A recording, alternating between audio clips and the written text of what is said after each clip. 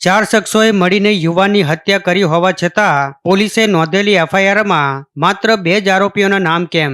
મૃતક યુવકના પરિવારે જ્યાં સુધી તમામ 4 આરોપીઓની અટકાયત કરવામાં ન આવે ત્યાં સુધી મૃતદેહ સ્વીકારવાનો ઇનકાર કર્યો હતો. પરંતુ અગ્નિદાહ આપ્યા બાદ બીજા દિવસે એફઆઈઆરમાં માત્ર 2 જ વ્યક્તિઓના નામ દર્શાવતા પરિવારો સાથે મોટો અન્યાય થયો છે.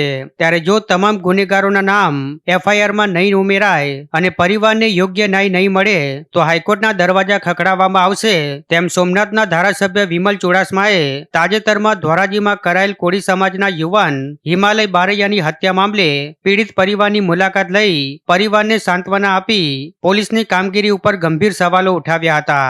સાથે જ પીડિત પરિવારને ન્યાય અપાવવા માટે ધારાસભ્ય વિમલ ચુડાસમાએ રાજ્યના મુખ્યમંત્રી, નાયબ મુખ્યમંત્રી, ડીજીપી, આઈજી અને ઉચ્ચ પોલીસ અધિકારીઓને લેખિતમાં પત્ર લખી રજૂઆત કરવાની તૈયારી બતાવી છે.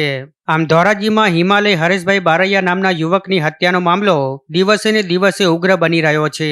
ઉલ્લેખનીય છે કે ગઈકાલે મૃતક યુવકના પરિવાર દ્વારા પણ હુમલામાં 4 શખ્સો સામેલ હોવા છતાં પોલીસે માત્ર 2 જ આરોપીઓના નામ નોંધ્યા તેવા આક્ષેપ કર્યા હતા. જોકે હાલ આરોપી ભગીરથસિંહ તથા મહીદીપસિંહની પોલીસ દ્વારા ધરપકડ કરી લેવામાં આવી છે.